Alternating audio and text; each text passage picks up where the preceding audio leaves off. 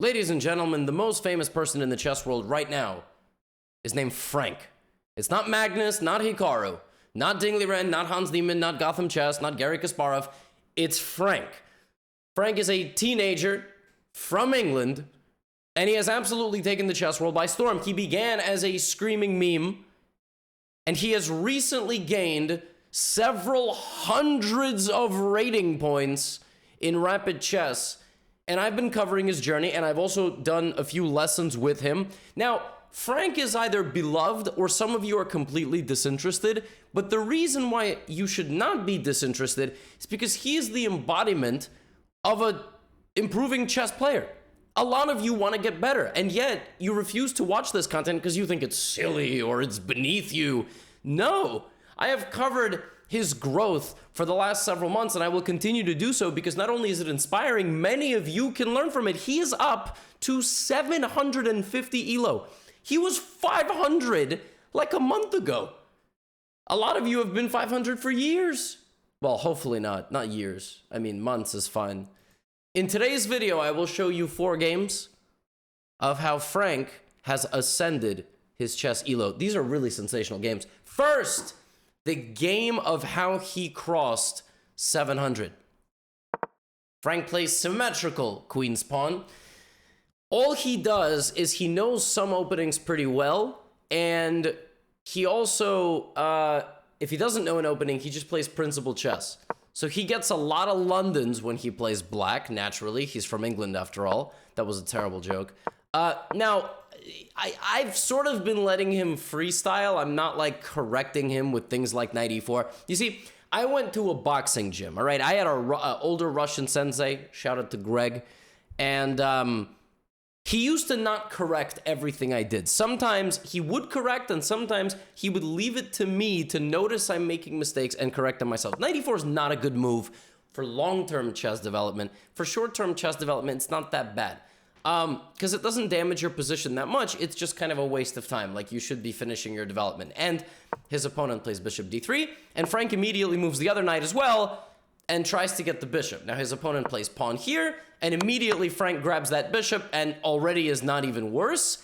And then he plays bishop f5, lining up the bishop to the queen, which looks good, but he should have looked for check. And so for his future chess development, he should probably play first a move like c6. And then he should do that. He went here and his opponent did this. And now what Frank should have realized, which is very tough to realize, his bishop is hanging. So he moved it. But this move is devastating. It's a really nasty tactic because now both pieces attack the queen. When the queen goes here, you can take the rook. And also you can play pawn to e6, which would attack the knight and it would attack the queen. In fact, you can play pawn to e6 right away. So this is all tactical stuff that Frank will improve as he gets better, but just sticking to the principles, yes, he's making some mistakes. In fact, he's making some fatal mistakes. He has lost a rook, all right? His games are not perfect.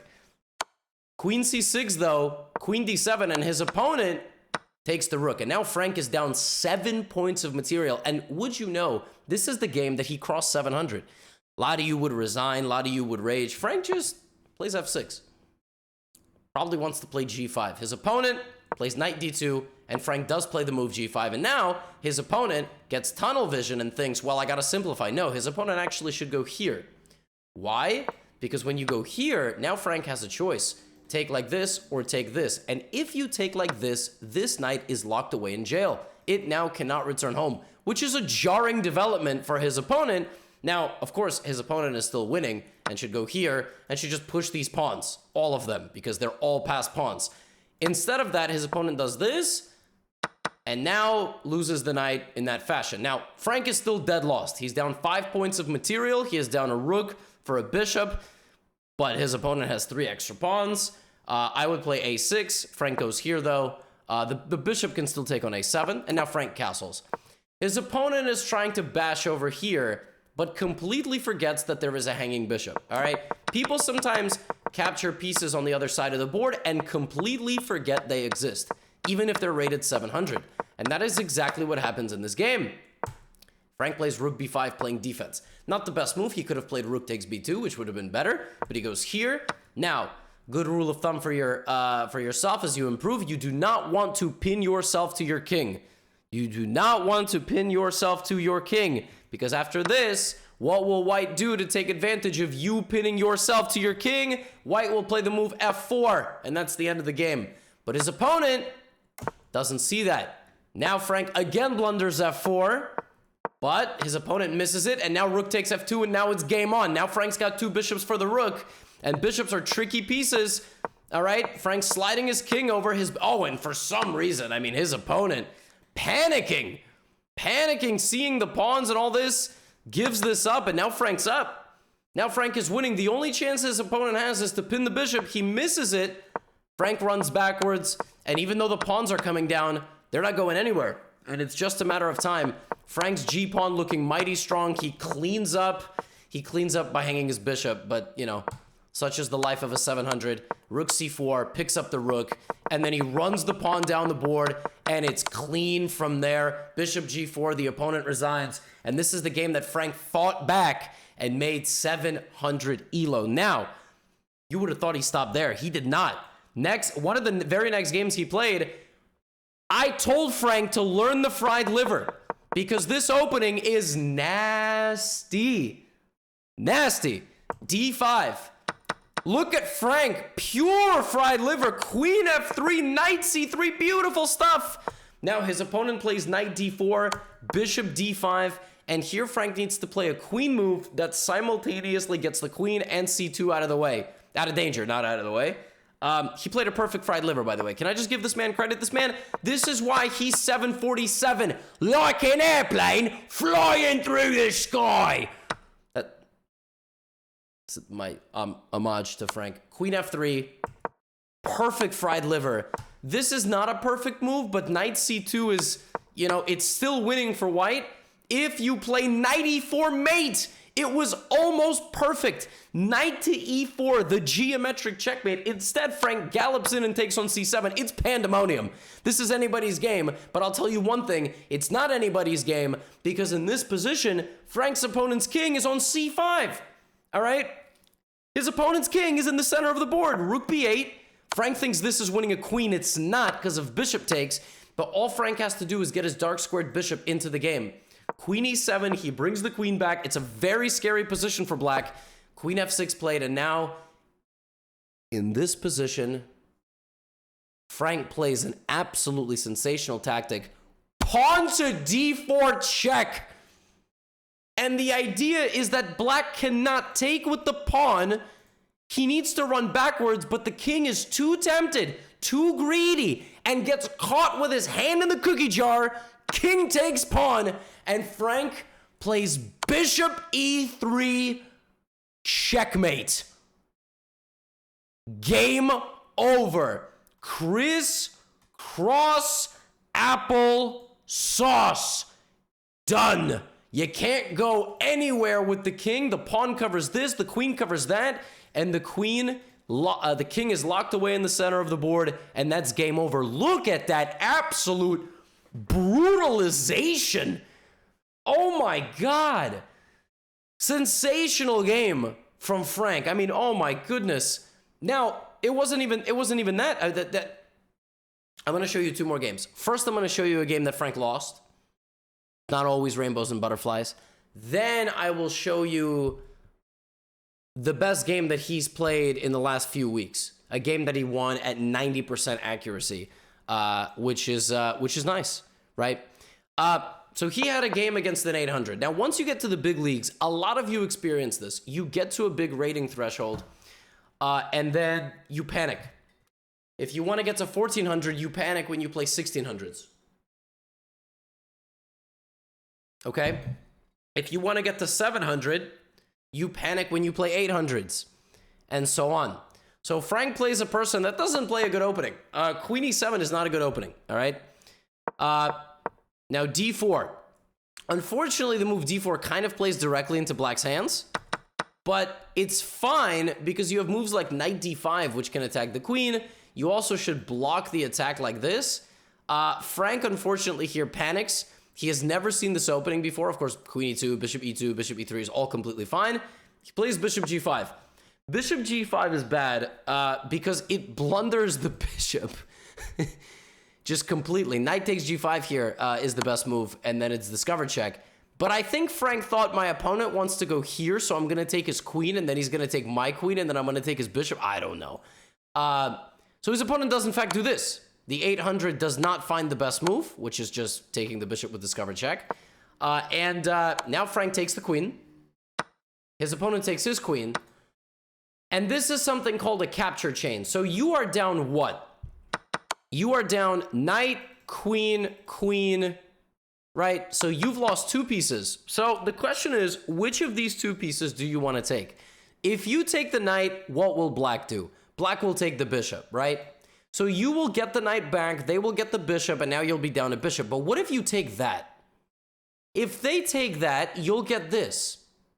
Which is why bishop takes f8 is the best move in this position, because this knight is stuck. Bishop takes, if the knight escapes, you escape.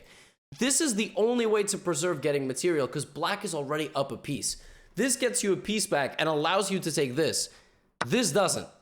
Because when this happens, you ain't taking anything. You're just down a piece. So unfortunately, Frank gets off on the bad foot here, on the wrong foot, against the strong 800. And he's fighting back. I like knight b5, but his opponent plays knight a6.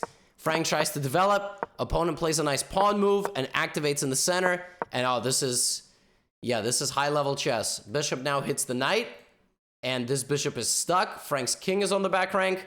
Frank tries to gallop in. Boom. Yeah. Unfortunate. Rook e1, rook e8. I mean, 800s are just sharp tactically. It's going to be very tough.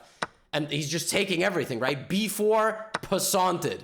And it goes from bad to worse. Rook a5, bishop back to e6, and Frank loses yet another pawn, and he just gets forked. I mean, brutal stuff here from the 800, who gives a check, shows absolutely zero mercy. This is the position after 20-something moves. Frank's got no pieces on the board. So sometimes, you know, you can be very strong, but as you move up on the rating ladder, you run into people who are experienced. His opponent, Happy Llama, you know, very, very strong player, and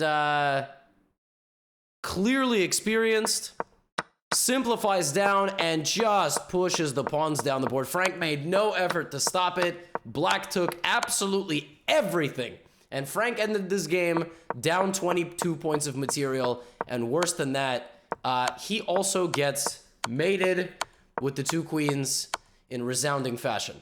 Sometimes you get murked, and there's nothing you can do about it. And Frank will hopefully bounce back from this. I'm sorry, my allergies are just, oh my God. My nose has been itchy this entire recording. It's ridiculous. I do not normally rub or pick my nose to this degree. This is just, seasonal allergies this year are insane.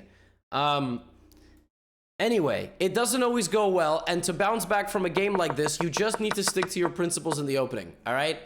Bishop 2e2, block your king, and castle. But Frank also played a game at nearly perfect accuracy, and he stuck to the basics. This is against the 700. The level difference is very clear. Look at Frank playing in the center, all right? Posing problems. Look at this position for white. This is perfect stuff, and now that the opening is finished, you can start asking questions to your opponent's king. Just like in the last game, one mistake dictates the game. Here, black has to play knight d7, a backwards knight move. Instead, he goes here and miscalculates. And that's it. The game is over. Frank is completely winning because after pawn takes, you don't even need to do this. You can just take the free knight. All right? But his opponent makes it even juicier for him and allows him to do this. Discovered check, and the rook is hanging. So opponent plays this move, and the best thing would be not to even take the queen. The best thing would be to take the rook and make a new queen. But Frank, simple chess, rook b8, knight takes d6, bishop takes d6, and he picks up the knight and picks up the rook. Just sensational stuff from Frank. I mean, he has been on an absolute tear. And before I sign off on today's video, I would like to show you this. Hold on. Give me a moment. All right? Don't go anywhere. what Frank has been up to over the last couple of weeks is just absolutely mind-blowing. So before you go, click on another Gotham video or click somewhere else, look at this, okay? Just look at Frank's journey. Frank started as just your regular chess bozo. He has still lost more games than he's won. Look at his stats the last 30 days. Look at his stats the last 90 days. This man was a 100 elo player in February. He was making TikToks and memeing and losing all his pieces. He didn't cross 200 until March. In the last week, he has gained like 100 points. In the last 30 days, look at this. 400 to 744. I mean, it's linear at this point. It's insane. In the last month, he has nearly doubled his elo, reaching a highest ever rating of 756. With white, he's winning 49%. With black, he's a murderer. He's one of these people that for some reason wins way more games with black than white. It happens. With white, he's a little bit shaky, and his best win is against the 778. I mean, it's ridiculous. Really, really ridiculous. And it's currently May 15th, and he's got to play his games for today. But this is crazy stuff. And let this be a lesson to all of you. I mean, it's just a matter of the grind with Frank. That's really all it is. He does some puzzles, just like any normal human. He does some puzzles. Doesn't do a whole lot of puzzles. He just plays and analyzes his games. Look at this. The last few puzzles were done April 27th. So he doesn't do that many puzzles. He just plays and learns from his mistakes and tries to get better. Just plays every day. 20 games every day, you know? And he just gets better. He's played like 600 games. 700 games he's played, so. And he is now up to 750. Amazing. Now get out of here. You go play some chess.